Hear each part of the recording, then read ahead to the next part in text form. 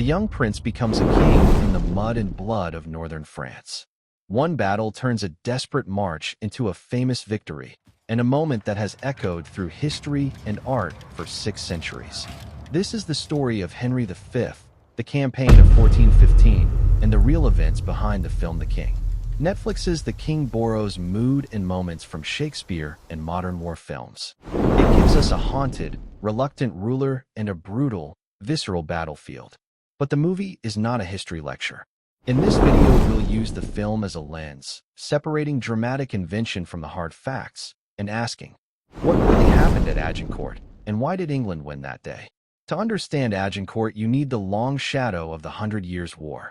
That conflict was not a single, continuous fight, but a succession of wars and truces driven by dynastic claims, shifting alliances, and decades of violence. English kings had pressing claims to the French crown through ancestry, and those claims erupted into war again and again. By the late 1300s and early 1400s, France was weakened by internal divisions and the mental illness of King Charles VI. England itself had seen upheaval. Richard II was deposed in 1399 by Henry Bolingbroke, who became Henry IV. His son, Henry of Monmouth, inherited a kingdom still wrestling with legitimacy and unrest, and he became Henry V in 1413. The king leans on the Shakespearean Prince Hal myth, a prodigal son who grows into greatness, a wild youth reformed into a sober king. That portrait makes terrific drama. In reality, Henry of Monmouth was experienced in warfare and court politics from his youth, and contemporary records describe a disciplined, capable leader.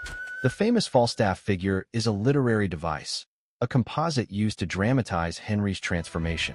Filmmakers keep this kind of relationship because it gives the audience an emotional anchor. It's storycraft, not strict biography.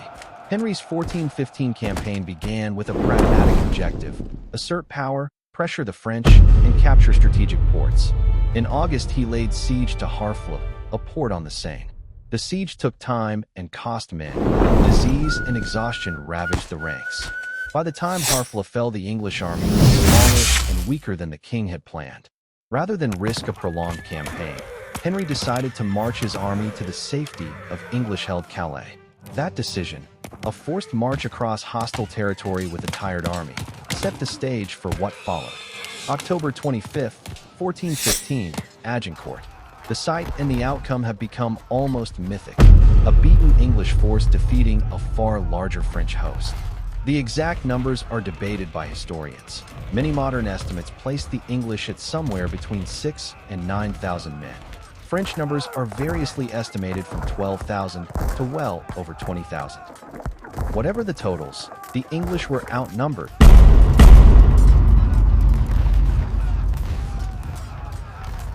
More to decide the outcome than any single act of heroism.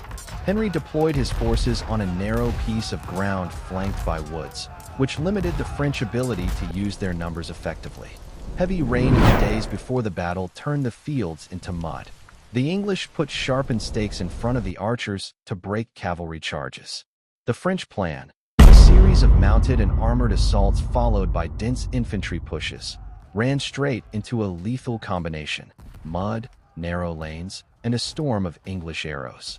The longbow deserves special attention. English archers were not merely shooting arrows. They were skilled professionals who could fire rapidly and in volleys, disrupting cavalry and cutting down exposed infantry. In the confined, churned-up field outside Agincourt, the French heavy armor became a liability. Armored horses sank and slipped. Men struggled to move and became easy targets once they were funneled into tight formations. When the archery had thinned ranks and sown confusion, English men-at-arms and dismounted knights closed in. The result was catastrophic for the French nobility. Many were killed or captured in numbers that decimated a generation of aristocratic leadership. That combination of preparation and circumstance helps explain why a smaller English army prevailed. It wasn't a miracle in mystical terms. It was terrain, weather, weapons, and the blunt reality of medieval logistics meeting bad French choices. Leadership and discipline mattered too. Henry kept his men ordered, held the line, and was visibly present on the field, which mattered for morale. The King captures the brutality and exhaustion of campaign life well. It conveys the chaos of medieval warfare, the human cost, and the moral ambiguity of a king who must send men to die. But the film also compresses characters and timelines, invents personal relationships, and dramatizes dialogue to build an emotional arc. Falstaff's close and tragic bond with Henry, specific personal duels, and the neat moral reckonings are storytelling tools. They illuminate a theme, the cost of command, but they are not literal history. Filmmakers alter history for reasons we can understand. Film is an emotional medium that needs clear arcs and identifiable relationships. Complex diplomatic negotiations and administrative logistics do not always make gripping cinema. So directors create composite characters, amplify personal rivalries, and invent scenes that stand in for larger forces. The result can be powerful and truthful in a thematic sense, even if the particulars are fictionalized. What did Agincourt change? In the short term, it gave Henry bargaining power and massive prestige.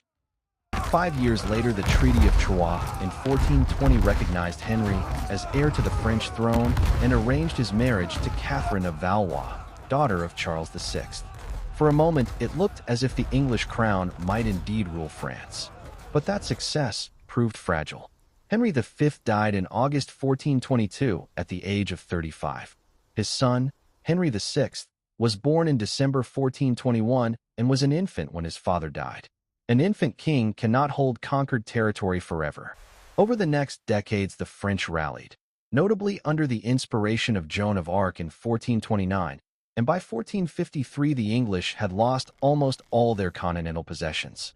Agincourt remained a dramatic and symbolic English victory, but it did not secure a permanent English monarchy over France. So where does that leave us when we watch The King? Treat the movie as a doorway, not a map. It conveys the feel of the moment, the grime of the march, the terror of the field, the moral cost of victory. It gets the broad strokes right, the centrality of the longbow, the importance of weather and terrain, and the desperate nature of Henry's gamble. Where it departs is in the personal details, friendships, speeches, and neat moral resolutions created to make the story digestible and compelling on screen. If you want to dig deeper, read modern scholarship on Agincourt and Henry V. Look for historians who examine logistics, muster rolls, and contemporary accounts rather than leaning only on dramatized retellings.